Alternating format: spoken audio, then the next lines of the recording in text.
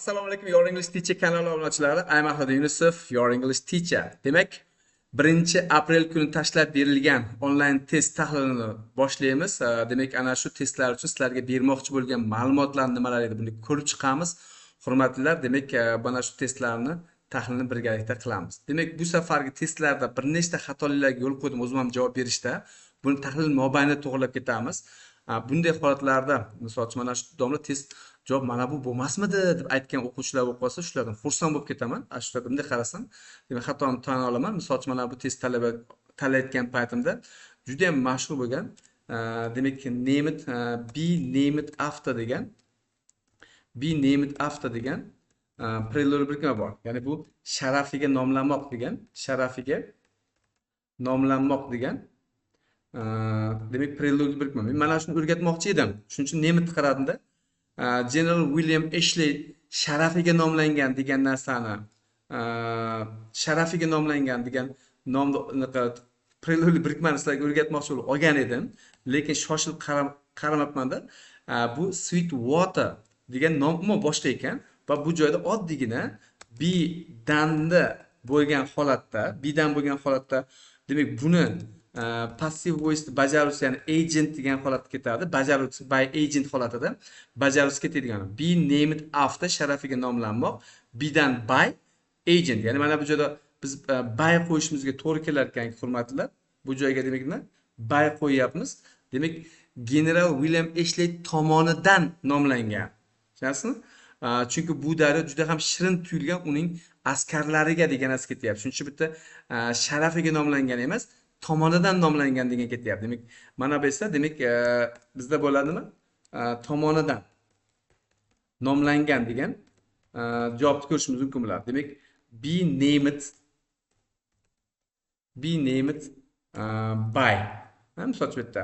Demak, agent deganimiz, hurmatlilar, bu agent va nima degansa, passive voice'da bajaruvchi degan mana shu terminda, demak by agent xotib bo'ladi. Be named after sharafiga nomlanmoq, be named by agent, ya'ni bajaruvchi tomonidan nomlangan. Demak, mana bu joyda o'z-o'zidan buni kelib chiqqan holatda, demak bitta sweet water daryosi, demak o'z-o'zidan General William Ashley tomonidan nomlangan mana shu nomga deb to'g'ri javob deb bo'lyapti. Men o'sha paytda meni xatoyim noto'g'ri ketib qolibdi ekan deb o'zim oqlashni xohlamayman. Quiz testda javobimiz A berib olgan. A javob bo'lmaydi bu joyda. Okay? Keyingisi. Ikkinchi testimizda nimani o'rgatmoqchi edim? Demak, ko'p va kam degan so'zlarni sinonimlari juda ham ko'p. Va sinonimlar ko'p bo'lishi bilan birga aytib, ikkiga bo'linib ketadi. Sanalmaydigan otlar bilan ishlatiladigan ko'p va kam degan so'zlar, ko'plik otlar bilan ishlatiladigan ko'p va kam degan so'zlar. Va mana bu joyda demak e'tibor beradigan bo'lsak, misol bitta very little, plenty of, hardly any, many more, bularning hammasi sanalmaydigan otlar ishlatiladi. Chunki bitta time degan so'z turganligi sababli time ga nisbatan biz sanalmaydigan otlar bilan ishlatiladigan kam va ko'p so'zlar kerak bo'ladi. Lekin mana bu joyda hammasi very little ham sanalmaydigan ot bilan, plenty of ham sanalmaydigan otlar bilan, hardly any ham sanalmaydigan otlar bilan va many more ham sanalmaydigan otlar bilan ishlatiladi. Shu joyda domla meniga adashmayapsiz mabodo degan fikr tug'ilgan bo'lsa, hurmatlilar, bu matchdan chiqib chiqqan. Bu o'z-o'zidan mana more o'zi avvaliga match bo'lgan, many bilan ishlatilgani many more shakliga aylanib qolgan. Shuning uchun bu yerda many to'g'ridan to'g'ri time ga emas, balki many more ga qo'shimcha ma'no yuklayapti. Mana more esa matchdan kelib chiqqanligi uchun match bo'lyapti. Endi mana bu joyda juda ham kam, ko'p, deyarli yo'q, ancha ko'proq degan narsa ketyapti. Va mana shu joyda we had thought we would have time before the train left, but e'tibor beringlar, mana shu but bizga juda katta yordam beradigan but. Nimaga? Chunki butni buyog'ida demak biz adashgan ekanmiz va o'z-o'zidan zo'rg'a ulgib qoldik degan gap ketyaptiki, mana bu joyga demak o'z-o'zidan buni plusni ta'minlab beradi va bu esa bizda plenty of degan javobni bo'lishini ko'rsatadi. Biz vaqtimiz plenty of sanalmaydigan bilan ishlatiladigan ko'p degan so'z, plenty of time, plenty of money kabi ishlatishimiz mumkin bo'ladi. Mana shu plenty of bilan demak time kelayotgan holatida demak bizni vaqtimiz ko'p deb o'ylagandik, lekin adashgan ekanmiz, zo'rg'a ulgib qoldik degan javobni ko'rishimiz mumkin bo'ladi. Okay?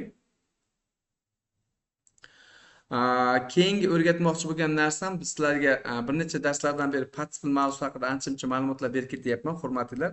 E'tibor beringlar. Agar nounni oldida mana shunday 3 nuqtani ko'rib qoladigan bo'lsangiz, bilingki, bu nuqtamizga demak tushishi mumkin bo'lgan holatlar nima? Bu nuqtamizga tushishi mumkin bo'lgan narsalarimiz, demak, bu nuqtamizga tushishi mumkin bo'lgan narsalar, demak, birinchi o'rinda adjektiv tushadi.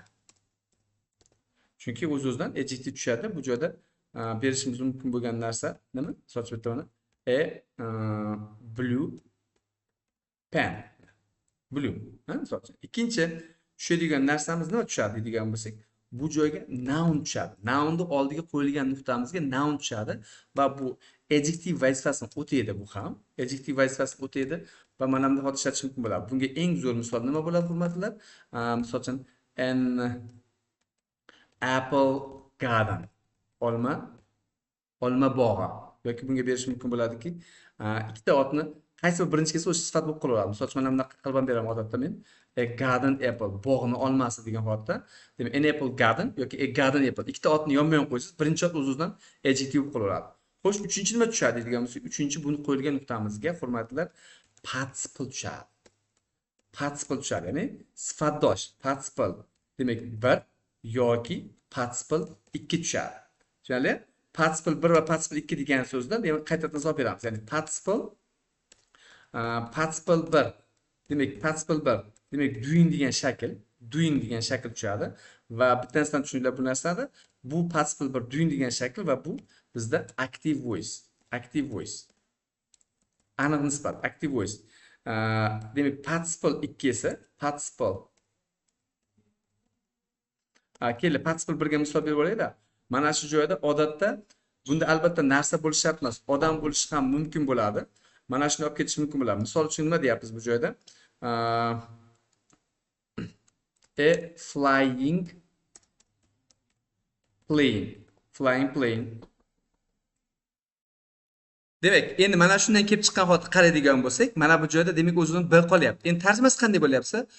Tiptoy degan oyoq uchida yurmoq. Ular zinapoyadan oyoq uchida yurib chiqdilar. Ap degani chiqdi degani. Nimaga? Bolalarni uyg'otib yubormaslik maqsadida. Oyoq uchida yurdilar degan gap ketyapti. Va to'g'ri javob bir javob bo'lyapti. Okay? Next. Endi xuddi shuni bergan joyimda yana men sizlarga bitta bog'lovchi bergim keldi mana bu joyda. 7-testimizdagi bog'lovchi ko'pchilik tomonidan noto'g'ri javob olingan bu anaqa bog'lovchimizda ham quiz testlarimizda va mana bu joyda demak ajoyib bog'lovchi bor bizda.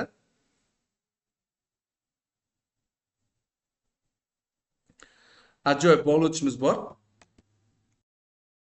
Demak, yuqorida aytib o'tgandek, quyidagi sizlar uchun avval aytilmagan yangi bog'lovchini ham tanishtirib o'tmoqchiman. Lest bog'lovchi. Lest bog'lovchisi nima? Lest bog'lovchisi, hurmatlilar, demak bu subjunctive bog'lovchi. Lest demak bizda subjunctive bog'lovchi. Bunaqa bog'lovchini eshitganmisizlar? Subjunctive bog'lovchi, noodatiy bog'lovchi, subjunctive bog'lovchi. Mana shu javob bo'ladi. Sizlarga tushuntirmoqchi bo'lgan narsam shunda ham subjunctive bog'lovchi va bu bog'lovchining ajoyib xususiyatlari bor. Xususiyatlari nima deydigan bo'lsak, bu bog'lovchimiz inkor maqsadni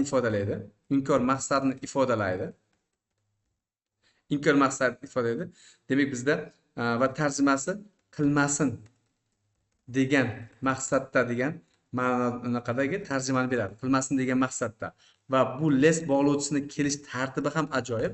Subject o'zidan keyingi holatda, demak subjectdan keyin undan oldingi zaman qaysi zamonda bo'lishidan qat'iy nazar should do yoki bo'lmasam do shakllarini qabul qiladi.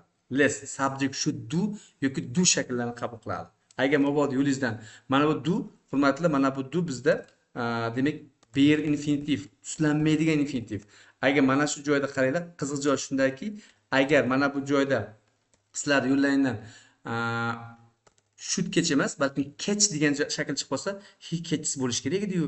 Mana dressda turgan bo'lsa, mana nimaga catch bo'lmadi ekan degan narsalarga ham mana qarang, hatto kompyuter catch bo'lish kerakligini ko'rsatyapti. Lekin mana bu yerda hozir yozib ko'ramiz. Masalan, agar kompyuterimizdan shunaqangi to'g'ri qabul qilamiz. Less he catch deganimizda, o'sha mana bu yerda qarang, o'sha tagiga xato chiqarmayapmiz. Less he catch. Leslie ketchisi emas. Leslie ketchit emas. Tushunasizmi? Mana shu bo'lishni o'rganib qo'yinglar. Agar men writing yozayotganda mana shunaqa bo'lmasin degan maqsadda degan ma'no bermoqchi bo'lsang, less bo'lishni berishimiz mumkin bo'ladi va mana bu yerda so'zet bo'lsa bo'lishi shaklidagi qilsin degan maqsadda bo'lsa, bu qilmasin degan maqsadda, ya'ni bola sovqatmasin degan maqsadda bola mana he bizda bola, child bola. Bola sovqatmasin degan maqsadda onasi uni qalin kiyintirib qo'ydi degan ma'no chiqib beradi. Va mana shu bo'luvchi sizlar uchun kerak bo'lgan bo'luvchimiz. Okay? Next. Yana bitta bo'luvchini o'rgatgim keldi sizlarga. Moreover degan bo'luvchimiz. Moreover bo'luvchimiz ham ajoyib xususiyatlarga ega. Moreover bo'luvchimizni demak asosan demak bu transition, ya'ni ikki tomondan punktatsiya qo'yiladi. Masalan, uchun late mana ko'rib turibsizlar, late va mana orqa tarafdan virgul qo'yib turibsizlar. Men boshqa javoblar aytmasdan to'g'ridan-to'g'ri moreoverda o'zim izohlab ketyapman, chunki to'g'ri javob moreover. Moreover nima? Moreover degan bo'luvchimiz ajoyib taraf shundaki, birinchi mana bunaqa yozib olamiz. Minus demak moreover minus deb yozib olaman, hurmatlilar. Hozir tushunasizlar nima demoqchi ekanligimni. Ikkala tarafni ham minus qabul qiladi va shunday holatlarda ikkala tarafda ham demak salbiy ma'nodagi narsa qabul qiladi va mana shunda demak bizga ustiga ustak degan ma'no chiqib beradi. Va men mana shu joyda odatda o'rgatayotgan paytda moreover'da dard ustiga chipqon, o'lgan ustiga tepgan degan bo'luvchi bu deb qaraman. Misol uchun minus moreover minus, ya'ni ikkita tarafni minus qiladi. Tasavvur qiling, sizda mana xuddi shu holat bo'yicha o'rtog'ingizga bordingiz, gaplashib o'tiribsiz, umuman gapga sho'ngib ketib qolibsizda, bir payt shunday qarasangiz, tashqari qop-qorong'i bo'lib turibdi-da. Ufti, dadam o'ldiradi. Qorong'i qolib ketgan qara soatga ham qaramabman deyapti. It's late. O'sha bitta minus. Moreover, ya'ni ustiga ustak yomg'ir quyib yotibdi-da. Ko'rasizmi? Ikkinchi minus. Endi uyingizdagilar qarasiz, dadangizdan 25 ta proportion turibdi. Bu uchinchi minus endi bu, tushunasizmi? Just it's late. Moreover, it's raining cats and dogs. Misol uchun mana mashina minib ketayotgan bo'lsam ham, mana mashinam buzilib qoldi-da. Yorug' emas, kechasi, kech bo'lib qolganlik bitta muammo. Yomg'irni sharillab yog'ayotgani ikkinchi muammo. Ikkita muammoni birdaniga kelishligini moreover beradi. Minus, moreover, minus ustiga ustak. Misol uchun men buni dard ustiga chipqon yoki bo'lmasam o'lgan ustiga tepkan qilgandek degan ma'noda ham tarjimalarni ham beraman. O'quvchilar kallasida yaxshiroq qolishlik maqsadida. Balki siz shu ma'noni olarsiz. Endi keyingisi plus moreover faqatgina minus bermaydi. Moreover plus. Mana ikkala tarafni ham plus qilib ham qabul qiladi. Misol plus moreover plus. Ikkala tarafni ham plus qabul qilishi mumkin bo'ladi va bunda keladigan holatdagi tarjimasi, bu keladigan holatdagi tarjimasi shu bilan birgalikda degan tarjimani ham ko'rish mumkin. Shu bilan birgalikda. Misol uchun mana qanday deyish mumkin bo'ladi? Misol uchun mana misol uchun mana Yunusov men aytyapman, Yunusov Ahliddin gives interesting lectures. O'zim maqtab qo'yay. Virgul yoki nuqtali virgul qo'yapman. Nuqtali virgul qo'yayotgan holatimda moreover virgul ikki tomonda punktatsiya bo'lishi shart. Ikki tomonda qo'yapman. Moreover he tells jokes during the lesson. Mana. Qanday chiqdi? Yunusov Ahliddin qiziqarli mavzu o'tadi.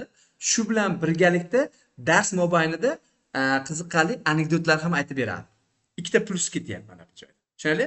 Va moreover degan narsa sizlar uchun yangilik bo'ladigan bo'lsa, yana mana shu yerda bo'luvchilarni birdaniga berib ketishga harakat qildim, hurmatlar.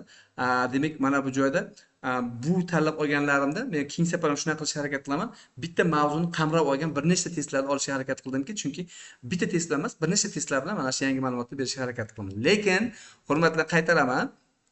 Mana shu joyda darsimda yangi bo'lsangiz va meni darsimda bog'lovchilar mavzusini hali o'rganmagan, bog'lovchi mavzusini eshitmagan bo'lsangiz, YouTube kanalimizda ham, Telegram kanalimizda ham qidiruvga bog'lovchilar deb bering yoki ana shu bir qator videolarni tepaga ko'tarishga, chunki dastlabki darslarimiz edi, tepaga bir qator ko'tarib, ana shu joyda bog'lovchilar haqida umumiy ma'lumotlar, test massali bog'lovchilar, test tahlillari degan mavzular bir qator qaylab bir dunyo ma'lumotlar berib qo'yganman. Shuning uchun bunga astoydil to'xtaganim yo'q. Okay? Ketdik keyingisi.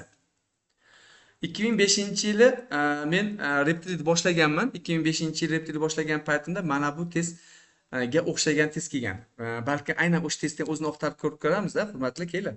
Mana bu joyda demak meni variantlarim ham qator ko'rinyapti bilmayman. Sizlar agar misol ko'rinayotgan bo'lsa, mana bu joyda meni variantlarim ko'ryapsizlar. Qanchalik ko'p ekanligi bor. Mana bu joydagi hamma yilgi 2001-yil variant, 2002, 2004, 2005, 2003 yo'q ekan nimagadir. 2018, 19, 99-yil, 2008, 2009, 2010, 11, 12 xil mana shu variantlar yig'ilgan va mana shu variantlar qatorida sizlar bilan biz oqtarib topib ko'ramiz. Oqtarib topib ko'ramizda ana shu joyda demak menga mana shu savol tushgan. Tell me deb qidirsam hech esimdan chiqmaydi. Tell me. Mana kakrazga qaranglar. 2006-yil variantda shu test tushgan va o'quvchilarga izoh berayotgan paytimda men mana shu joyda 1402 testda berilyapti bu joyda. Mana shu testda men mana bu joyda mana bunday qilib qo'yamiz. Ko'rinyapti umiddaman sizlarga ham. Mana yana ham kattalashtirishim mumkin bo'ladi, hurmatlilar. Mana bu test kelgan. Mana shu test kelgan paytda, men javobni hurmatlilar, I'm sorry, bitta naqmayapman. Mana bo'ldi. Men mana shu joyda javobni S javob olganman. Misol uchun what do you want degan narsa bor, masalan, what do you want? Misol uchun what do you want? Zo'r chiqadi. What do you want? Lekin tell me what do you want? Endi meni qiynagan narsa bu nuqta bo'lgan. Va mana shu tell me what do you want degan narsa shu yerda o'xshamayapti-da. Tushunasizmi? O'xshamayapti shu yerda. Mana shu joyda demak hozirgi kunda Farg'onani demak prezident maktabining direktori Mo'min Obidxon mendan bitta katta kursda o'qigan. Mana shu o'ta kuchli grammatikaga ega bo'lgan odam edi. Men oldiga olib tushdim. Mana shu hech esimdan chiqmaydi. Universitet universitetda qabulda ishlayotgan bo'lgandi. Oldiga olib tushdim Obidxon. Mana shu test o'xshamayapti menga. What do you want chiqmayapti. Nuqta turibdi. Mana gap o'xshamayapti. Qanday olsam bo'ladi bu narsani desam, ahlidan siz dedi embedded question degan mavzuni bilmaysizmi dedi. Hurmatlilar. Embedded question degan mavzuni eshitmaganmisiz dedi. Agar anaqa qilganmisiz internetda qidirib qo'yinglar. Embedded question degan mavzuni eshitmaganmisiz? Yo'q, eshitmaganman. Xo'sh, nima u? Bu embedded question mana dedi oldi kitobning oshida. Mana bu qoidani qarang dedi-da. Aytdiki, agar so'roq gaplar gap tarkibida keladigan bo'lsa, so'roq gaplarimiz, undan keyin subject verb keladi ahlidan. Yordamchi egadan oldinga o'tmaydi, chunki bularda so'roqlik xususiyati yo'qoladi va bu narsa odatda reported speechda uchraydi. Reported speechga to'g'rilang bu narsani. Reported speech mavzusiga o'xshab ketadi, lekin u reported speech emas. Va bu narsa mana oldida tell me mana shu o'xshagan so'zlar berish orqali beriladi va bu narsani hoslagan aytish mumkin bo'lgan narsa Grammar ve Tör kitobini 183-betda adashmasam buni indirect questions deb ham atagan. Va mana shu joydagi indirect questionsdagi I don't know, I would like to know, I wonder, we need to find out, I'd like to find out, do you know, can you tell me, could you tell me, could you explain, have you any idea? Va mana shu tell me ham qo'shilishi kerak bo'lgan joy bor. Mana shu tell me ham kerak edi. Bitta tell me ni qo'shib qo'yaman.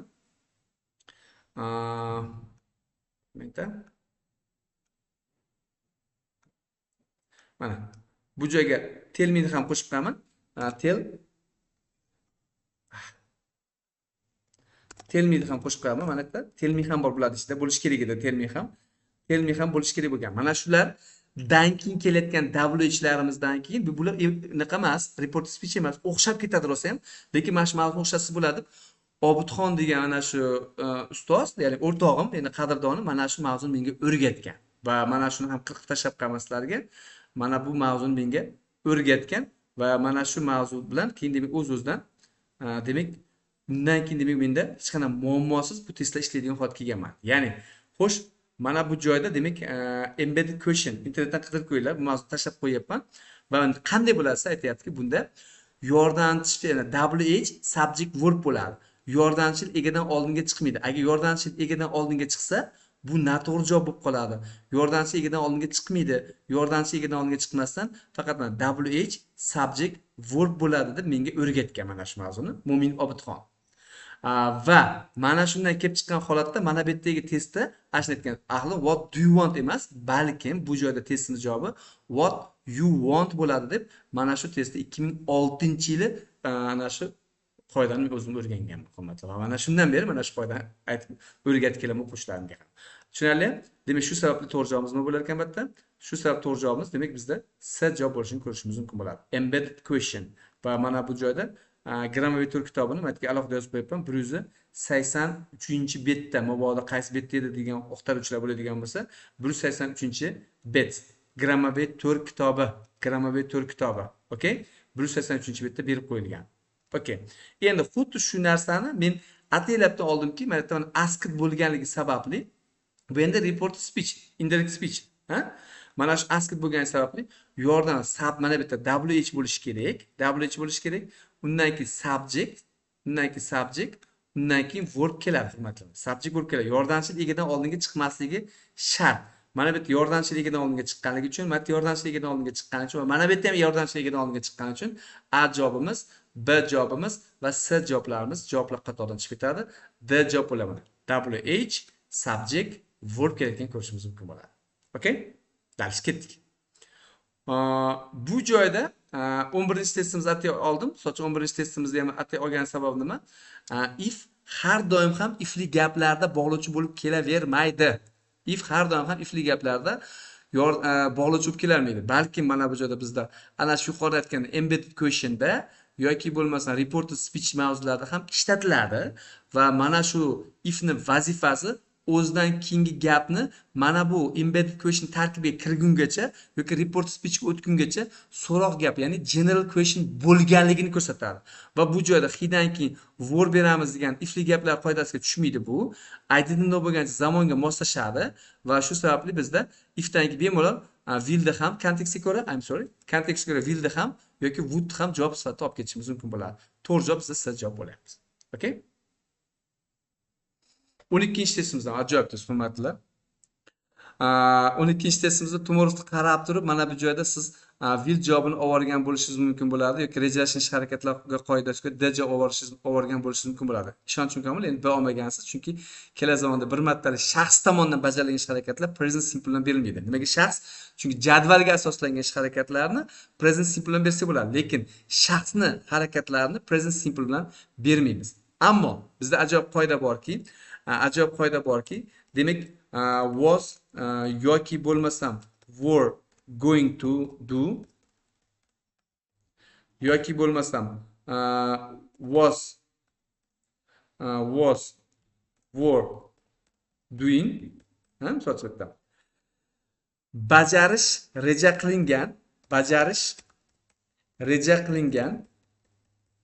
qilingan ammo bajarilmagan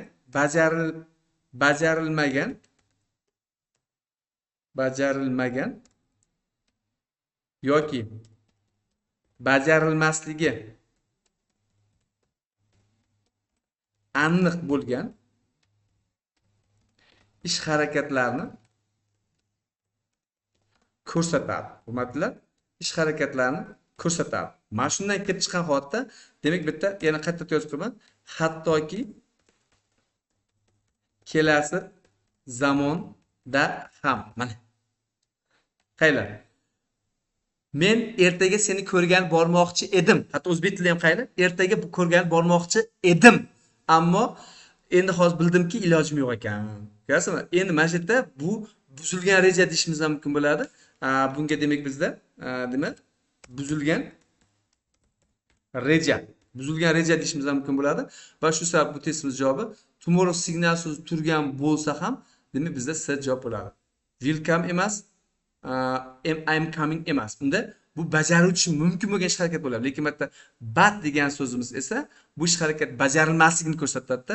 Bu joyda was coming degan javobni olishimiz mumkin bo'ladi. Tushunarli? Zo'r qoida. 13.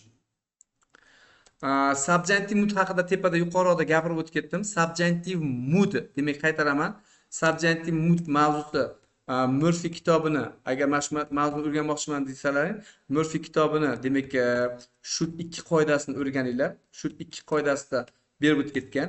Bundan tashqari G'apporov kitobini, G'apporov degan kitob bor bilasizlar, yo'q bo'lsa tashlab beraman. G'apporov kitobini demak 18-betdagi 8-11 qoidalarni o'rganinglar. Qoidalar o'rganinglar. Bundan tashqari demak Yunusov, bu menman, Yunusov Ahliddin. Ismini yozib qo'ydik. Qayerda kim ekanini bilmaydi. Mana shu meni o'zim konspektim bor. Demak konspekt. Bu konspektni qo'lyozmasidan foydalanishni tavsiya qilaman. Qo'lyozmasi juda ham chiroyli berilgan. Qo'lyozmasini subjunctive mood degan mavzuni topasizlar. Men qaysi betda ekanligi esimda yo'q. Subjunctive mood degan mavzu berganman. Shu mavzuni topib o'rganib qo'yinglar. Mana shu Murphy'dagi kitob bilan G'apporovdagi kitob va TOEFL'dagi bir nechta kitoblardan yig'ib turib chiroyli qoidaga aylantirgan. Xo'sh, nima deyapti? Bunda aytyaptiki, subjunctive mood ba'zi bir sifatlar, hammasi emas, ba'zi bir sifatlar yoki bo'lmasam verb yoki bo'lmasam noun dan keyin z kelsa, z bo'lishi shart. Z tushib qolmaydi. Z bo'lishi shart. Z ishlatilishi shart. Z kelsa, adjective verb yoki noundan keyin z kelsa, faqatgina jadvaldagi kelsa, subjectdan keyin should do degan shakl olasiz. Should do zamon ahamiyatsiz. Should do mashhur nisbati shouldn't I'm sorry, mashhur nisbati should be done bo'ladi. Should be done bo'ladi. Tushunarli? Endi xuddi shu holatda demak bizda ikkita yo'lingiz bor. Misol uchun mana bitta birinchi yo'limiz should do yoki should be done degan holatda olishimiz mumkin bo'ladi. Agar keyingi holatda esa ikkinchi yo'limiz nima bo'ladi? Agar ana shu fe'llarimizdan keyin z keladigan bo'lsa, hurmatlar, bu joyda demak subjektdan keyin tuslanmaydigan do nisbat shakli va mashhur nisbat shakli be dan degan shaklda olishimiz kerak bo'ladi. Endi bularning inkori do, mana yana qo'shib ketavering. Inkori demak not do bo'ladi va buni inkori esa not be done bo'ladi. Agar tushunmagan bo'lsangiz, yaxshi tushunib olib bo'lasizlar. Yuqoridagi mavzu o'qib qo'yasizlar. Demak, should do, shouldn't do, should be done, shouldn't be done ketaveradi. Mana shu holatda ishlatiladi. Va bu fe'llarimizda ana shu fe'llarimizda suggest bor. Va mana suggestdan keyin z bo'lgandan keyin would do emas, balki ishlatilar ekan should do ishlatiladi. Mana shu yerda men bir nechta berganman bundan keyin. Mana shu suggestdan keyin z kelyaptimi? Demak, mana bu joyda ishlatilar ekan should do. Should do javobda bormi? Mana bor. Shu ishlatib ketaverasiz. Yoki bo'lmasam, xuddi shunday fe'limizdan bittasi mana recommended z. Matnni ishlatamiz. Should do yoki do. Tuslanmaydigan do. Should do bormi javobda? Would do bo'lmaydi. Should do bormi? Yo'q. Nima bor? Do bormi? Bor. She bo'lyapti bitta domla. She bo'lyapti. Bo'laversin. Chunki mana bu yerda kelayotgan do, mana bu yerda kelayotgan do'miz, hurmatlar, bu bare infinitive. Bare infinitive tuslanmaydigan, shaxs va zamonga bo'ysunmaydigan bare infinitive ishlatilyapti. Should do yoki do. Stay holatiga ketyapti. Recommended z, she stay. B javob bo'lyapti. Tushunarli? Mashhur nisbati qanday bo'lyapti? Mashhur nisbati mana qaranglar. Mashhur nisbati bitta urge z bu subjunctive mood. Bu ham subjunctive mood. Subjunctive mood bo'lgani sababli should do yoki should be done yoki bo'lmasa not do yoki be done bo'ladi. Inkor esa not be approved holatiga ketyapti mana. Zamonni olmaysiz, to olmaysiz, zamon olmaysiz. Mana bu yerda subjunctive mood bo'lyapti. Tushundingmi? Endi mana shu yerdan domla qoyil, zo'r bilib oldik, rahmat katta deganingizdan keyin, uzr, undan keyin keyin aytar ekanman mana. Sifatdan keyin necessary z kelyapti. Bu bizda nima ekan? Subjunctive. Bu bizda subjunctive mood.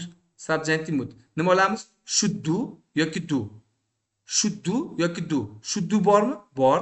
Nima qilaman shuni? Olib ketaveraman, bo'ldi. Endi domla rahmat katta, siz bilimingizga ham, ilmingizga ham qoyil qoldik, bilib oldik. Demak, o'z-o'zidan z keladigan bo'lsa, undan should do yoki do olinar ekanda deydigan holatlarda yo'q deyman. Yana qaytaryapman. Ana shu G'apporov kitobida, ana shu meni konspektimda, ana shu Murphy kitoblaridagi sifatlarni, fe'llarni va nounni yodlab olish kerak bo'ladi. Nimaga? Hamma fe'llarga z qo'shilsa ham subjunctive mood bo'lavermaydi. Tushunasizlar? Hamma fe'lga z qo'shilsa subjunctive mood bo'lavermaydi. Xo'sh, unda nima bo'ladi? Should z degan so'zimiz subjunctive mood emas. Endi shu sababli mana bu joydagi holatda demak bizda shudni olamiz. Chunki he'ga nisbatan shud ishlata olmayman. Unda agar buni modal fe'l qilib qaraydigan bo'lsam, hozirgi zamon bo'lib qoladi. Shu sabab sure degan so'zlarni bilsalaring, sure degan so'zimiz will shall talab qiladi. Sure desa would talab qiladi. Shu sababli men hozir zamonda olmayman, hozir zamonda olmayman. Bu joyda would get bo'lyapti. Chunki assured him that bu subject mood fe'li emas. Tushunarli? Va shu sababli to'g'ri javob B javob bo'ladi. Yana qaytaraman. Hamma fe'llarga z qo'shilsa subject mood bo'lib qolavermaydi. I know z bo'lsa subject mood bo'lib qolavermaydi. Shuncha aytadi. Domla biz shuncha paytda e'tibor bermagan ekanmiz. E'tibor bermagansizda. Endi bundan keyin ko'zga ko'rish boshlaydi. Tekst o'qisam ku oldingizdan chiqaveradi. Birorta ma'lumot o'qisam oldingizdan chiqaveradi. Endi chiqaveradi. Endi bu joyda demak xato siz ishlashingiz mumkin bo'ladi. Lekin shu paytgacha buni e'tibor bermaganingiz sababidan bu narsaga demak ko'rmagansiz. Endi o'rganganingizdan keyin oldingizdan chiqaveradi. Okay? 18-chi testimizda quiz testda men noto'g'ri olgan ekanman javobni hurmatlilar. I'm terribly sorry. Bu javobda D javob olgan ekanman. D javob bo'lmaydi. Chunki bizning darsimiz kuzatayotgan o'quvchilar biladiki, if only bu I wish Z. Birinchi o'rinda hozir va kelasi zamonlar javoblar qatoridan chiqib ketadi. If only bu I wish Z. Hozir va kelasi zamonlar javoblar qatoridan chiqib ketadi. Demak, mana bu joyda drink present simple bo'lganligi uchun o'zlashtirma gapga bitta botirib olamiz. O'zlashtirma gapga bitta botirsak, u past simple'ga aylanadi va siz javob bo'lishini ta'minlab beradi. Okay? Meni xatoyim. My mistake.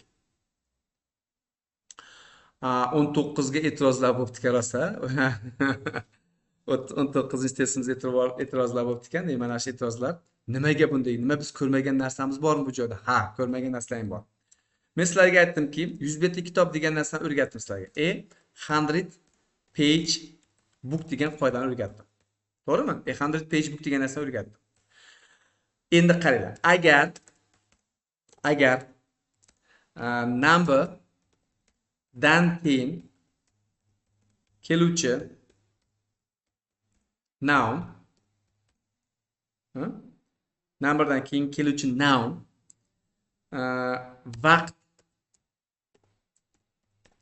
vaqtni ifodalasa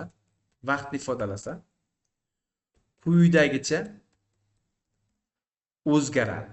Hurmatli, bu qoidani bilmaysizlar deb o'ylayman. Agar haqiqatan bilmasangiz, hurmatli, hozir agar YouTubedan ko'rayotgan bo'lsangiz, iltimos, shu klass bosib qo'ying hozir erinmasdan. To'g'ri, bu qoidani eshitmaganman.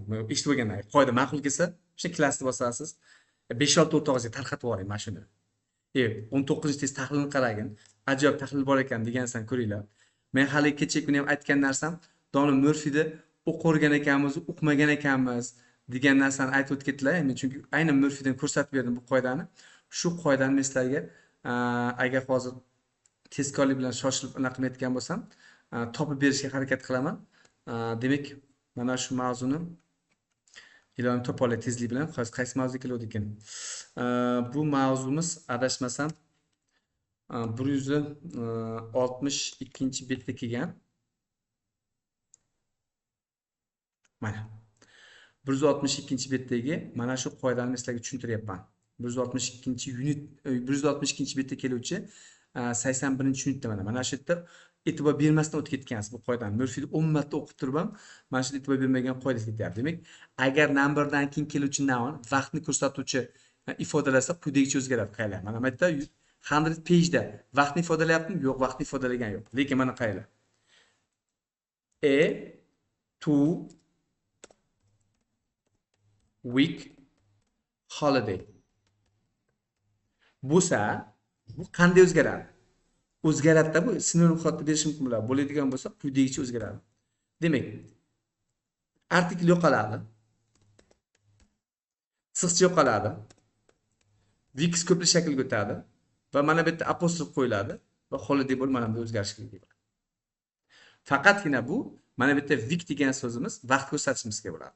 Mana bu yerda 100 page book o'zgaradimi? Yo'q, o'zgarmaydi. Masalan, 100 pages book bo'lmaydi. Lekin mana bu 2 weeks holiday bo'laladi. Endi mana shu yerda qiziqarli bitta narsa bor. One day travel degan so'z ketyapman. One day travel degan so'zimizda bitta muammo bor bunda. Qayda? Bunda nima bo'ladi degan bo'lsa, bunda endi day bo'lib turib, chunki bu yerda day birlik bo'lganicha oldiga noaniqlik bo'lishga bo'ladi. Days travel bo'lib qoladi. Mana. Hurmatlilar, va bu Murphy'da Mana buni endi to'g'ri mendaqa tushuntirmaganu. Masalan, sochmashtada I got a week's holiday, 3 weeks holiday, 10 minutes walk degan holatda mana shu yerga kelgan ma'lumotlarni ko'rishingiz mumkin bo'ladi. Va shu sababli a 100 page book o'zgarmaydi. Agar numberdan keyin keluvchi noun vaqtni ifodalasa, yo a 2 week holiday sifatida berishingiz mumkin yoki 2 weeks holiday sifatida berishingiz mumkin. Lekin mana bu yerda a week holiday degan so'zimiz nima bo'lgan ekan? A 1 week holiday bo'lganda u originalida va u a days travel holatda o'zgarishini ko'rishimiz mumkin bo'ladi. Okay? Zo'r qoidami? Klass boshiga arziydimi? Klassdan bosasiz. Mana shu qoidani o'rganganingizga 10 ta odamga ham tarqatasiz.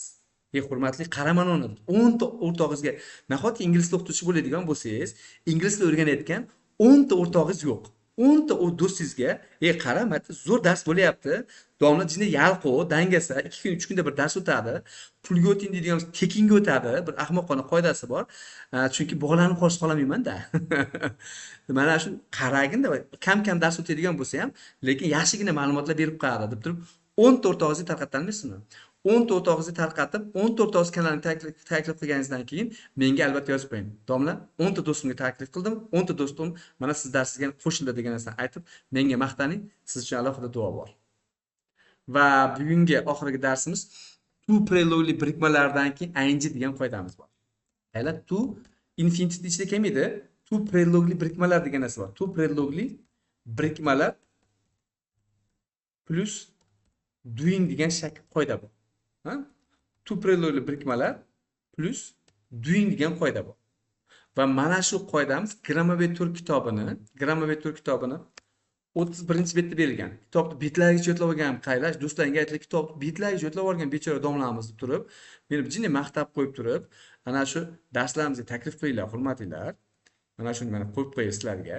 Mana shuni berib qo'yay. Mana to prelogli birikmalardan keyin ing keladi degan so'z bizda look forward to bor. She objects to working. Va shu sababli looks forward to.